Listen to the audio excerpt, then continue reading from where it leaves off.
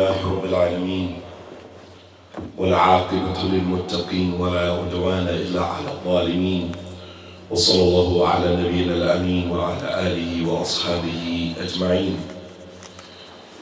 We talked in the last class about the perils of envy, of hasad, and how dangerous this quality is. We continue with the statement of Abu Layth as-Samarqandi, al-Faqih, قال يصل إلى الحاسد خمس عقوبات قبل أن يصل حسده إلى المحسود.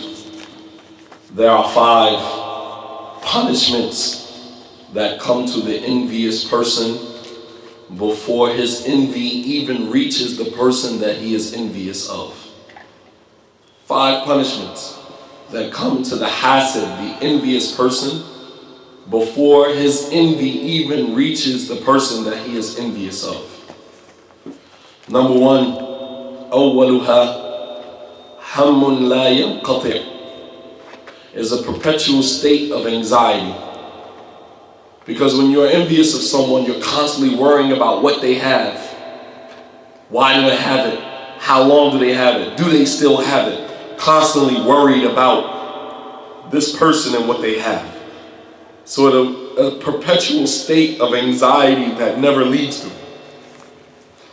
Number 2, وَثَانِهَا مُصِيبَةٌ لَا يُؤْجَرْ عَلَيْهَا, he will be afflicted with trials and tribulations because of his jealousy, and he will not be rewarded because of those trials and tribulations.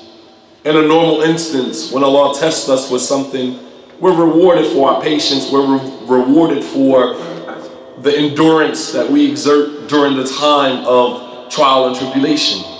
However, the envious person, he is going to experience trial and tribulation, but he will not receive any reward for it. There will be no reward for it. Number 3, مُذِمَّةٌ لَا يُحْمَدْ عَلَيْهَا, humiliation. Number 4, سَخْتُ رَبِّ subhanahu wa ta'ala, he will also earn the anger of Allah subhanahu wa ta'ala, because essentially he is an enemy to the blessing of Allah subhanahu wa ta'ala. إِنَّ لِنِعْمَةِ اللَّهِ أَعْدَى إِنَّ لِنِعْمِ اللَّهِ أَعْدَى, as the Prophet sallallahu alaihi wasallam said, indeed the blessings of Allah have enemies. The blessings of Allah have enemies. So he has earned the anger of Allah subhanahu wa ta'ala. وَيُغْلَقْ عَنْهُ بَابَ التَّوْفِيقِ, and the door of success in his affairs will be closed from all angles. And this is the case of the person who is envious. 5 punishments that come to him before his jealousy even reaches the person that he is jealous of, or envious of. And when you think about it, when a person is envious of another individual, sometimes the person he is envious of doesn't even know that he is envious of him. So you're killing yourself with grief and anxiety and all of these other things that you subject yourself to, and the person doesn't even know that you are envious of them. The person is moving through life at his own pace or at her own pace, doesn't even know that you exist, doesn't even know that you are envious of them. And continuing, the Prophet sallallahu alaihi wasallam, he commanded us to seek assistance in our affairs by hiding them from other people, simply because there are envious people out there. The Prophet sallallahu alaihi wasallam said, "Ista'inu ala injahi hawaijikum bil kitman fa inna kulli dhi ni'matin mahsud." Rawahu Tabarani. That he said, the Prophet sallallahu alaihi wasallam says, seek assistance in the success of your affairs by hiding them from other people, for indeed every possessor of a blessing will be envied. In the kulli ni'ma mahsud, every person who possesses a blessing from Allah subhanahu wa ta'ala, there's someone out there that is going to be envious of you because of it. So ista'inu ala injahi hawaijikum. So seek assistance in the success of your affairs by hiding them from other people. So there's some things that you should not expose to people. If you have a blessing, whether it's a new job or you're about to get married, or in some instances, maybe even children, it may be better not to expose that, considering your situation. That's not to be used as the rule of thumb. That is not the rule of thumb that we don't expose these things, because that is from the pillars of gratitude. It's to talk about the blessing of Allah subhanahu wa ta'ala. If Allah blesses you with something, then Allah loves to be praised for that blessing in front of His creation. To say, oh, Allah blessed me with this. Alhamdulillah, Allah blessed me with that. That is something that's praiseworthy. Allah subhanahu wa ta'ala says in the Quran, وَأَمَّا بِنِعْمَةِ رَبِّكَ فَحَدِّثْ. And as it relates to the blessing of Allah, then proclaim it. Proclaim it, talk about it. However, here's another portion to that. And that is that if you know that talking about your blessing in front of someone else is going to make them envious of you, then it would be better for you to do kitman. It would be better for you to keep it secret. Not say it. As the scholars, they say, لِكُلِّ مَقَامٍ مَقَالٍ. And there's a time and place for everything. There's a time and place for everything. قال العلماء وأطفي نار الحاسد وأطفي نار الحاسدين بإخفاء مميزاتك عنهم. قال يعقوب عليه السلام يا بني لا تقصص رؤياك على إخوتك فيكيد لك كيدا. The scholars, they say that you can put out the fire that is underneath the envious individual by not exposing your mumayyizat, not exposing the things that distinguish you from other people in front of him. If Allah subhanahu wa ta'ala has blessed you with something that distinguishes you from other people, then it would be better not to expose it in front of the person that may be envious of you. Don't you see that Prophet Yaqub, he said to his son Yusuf, do not relay your story, your dream to your brothers, for they will plot against you. So he told Yusuf, don't tell them. Hide your blessing from someone if you feel or if you fear that they are going to be envious of you because of it. As the Prophet ﷺ said, Al-Ayn Haq, the evil eye is real. The evil eye is real. And inshallah ta'ala, in a couple of lessons at the end of this lesson, we'll talk about some of the characteristics of the evil eye and how to rid yourself of it if you have been musab, if you have been afflicted with the evil eye. So sometimes you have to hide your blessing, hide what you are doing. Sometimes people get so excited and so caught in the moment, they go and they tell this person, this person, this person. Not everybody that you tell your business to actually wants good for you. Not everybody that you tell your business to actually wants good for you. There's some people who you're going to expose that to, and they're going to envy you because of it. They're going to envy you because of it. And Allah subhanahu wa ta'ala might just test you with their evil eye.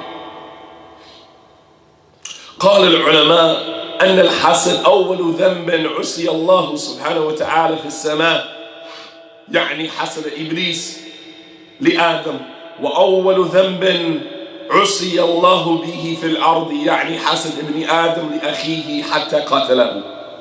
The scholars, they say that hasad, that envy, is the first sin that Allah was disobeyed with in the heavens, meaning by Iblis, when he was envious of Adam. When Allah subhanahu wa ta'ala asked Iblis, why didn't you prostrate to Adam when I commanded you to? قال أنا خير منه خلقتني من نار وخلقته من طين.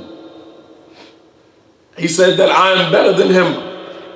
I'm better than him. You created me from fire, you created him from dirt.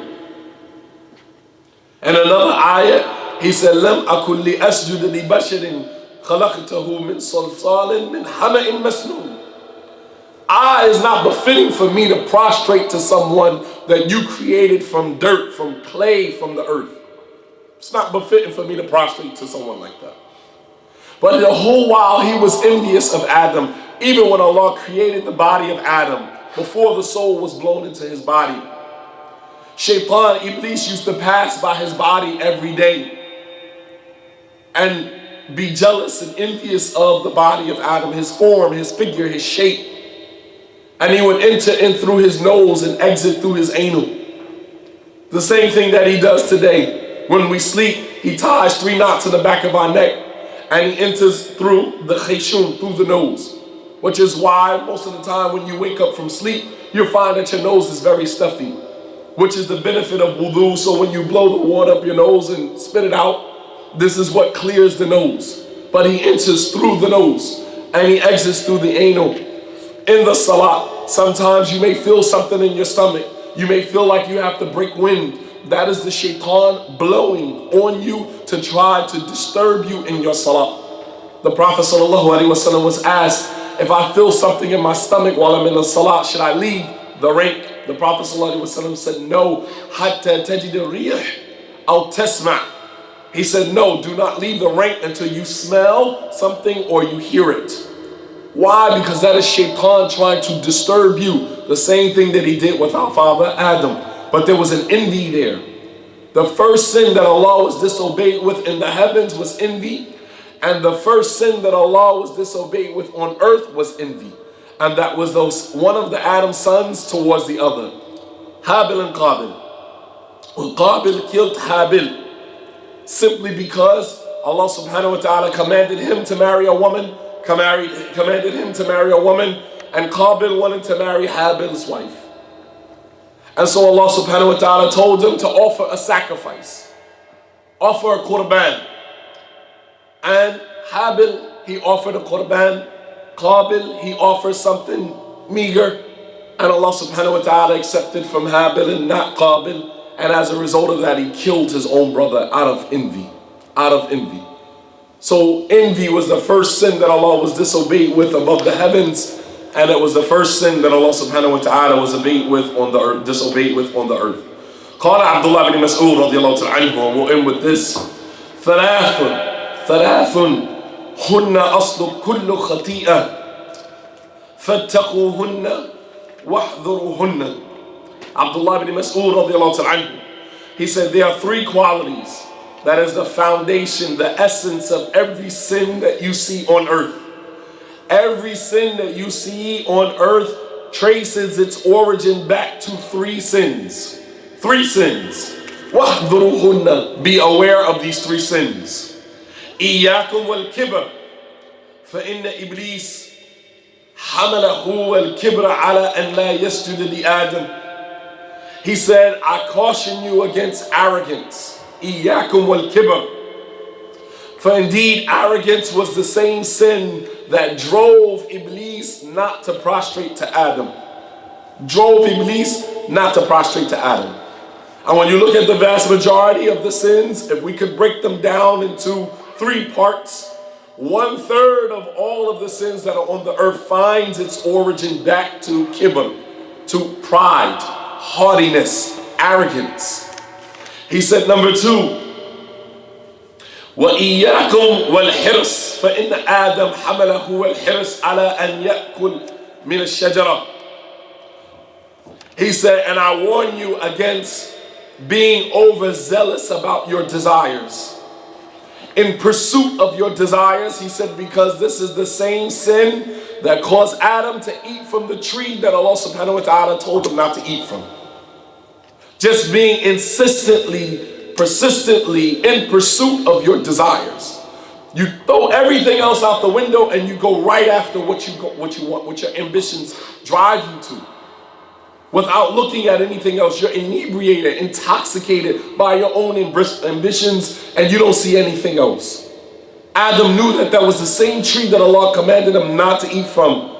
And because shaitan came and beautified it to him, his ambition, he sparked that ambition in him. You'll find sometimes we become overly zealous, overly ambitious about something, and we don't care what we have to sacrifice to get it. We'll give up everything just to have it. Be it a woman, be it a job. You look at somebody offers us a job. It looks so beautiful. We go home, we think about it, we let it fester in our minds. And we realize that you got to give up this, you got to give up that. This is haram. And we play around with it day after day until finally we get the call to say, do you want the job or not? Yes, I want it. And we'll throw our deen out the window just to have it. Look at what we'll sacrifice to have it. Be cautious of this. 2/3 of the sins that are out here in the world is as a result of the ambitions of people intoxicated by their own ambitions.